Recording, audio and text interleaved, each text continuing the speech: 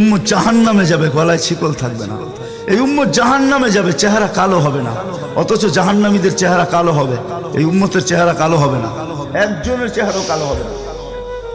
ফেরেশতা জিজ্ঞেস করবে, আল্লাহ চেহারা তো ঝকঝকে, গলায় নাই শিকল, পায়ে নাই বেড়ি, হাতে নাই হাত করি, এটা আবার কি পাঠায় দিলেন? তো আল্লাহ জবাব দিবে, আমার বন্ধুর উম্মত, খবরদার।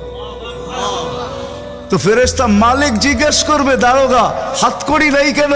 বলছে, যেই হাত উঁচুতে ব্যবহার হয় ওটা হাতে হাতকড়ি লাগে না।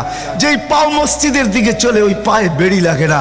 যেই কপাল আমার কুদরতি পায়ে জীবনে একবারও আমাকে পাওয়ার জন্য ঠেকায়া দিছে, সেজদা করছে, ওই চেহারা কোনোদিন কালো হয় না, গলায় কোনোদিন চিকন লাগে না। 3 জায়গায় আগুন লাগাবে না, খবরদার। চেহারায়, হাতে, পায়ে, বাকি শরীরে লাগায়া দাও। আগুনকে যখন মালিক হুকুম দিবে ধরার জন্য, আল্লাহ আমাদেরকে শিখায় দিবে, স্মরণ করায় দিবে, আমরা কলেমা পড়তে থাকবো।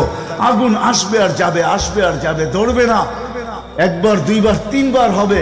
মালিক কোরা চার্জ করবে, লাঠি চার্জ করবে, ধরিস না কেন? তো আগুন বলবে, লাইসালি সুলতানুন আলা মান ক্বালা লা ইলাহা ইল্লাল্লাহ মুহাম্মাদুর রাসূলুল্লাহ। এই কলেমা যে পড়ে তাকে ধরার ক্ষমতা আমার নাই। তারপর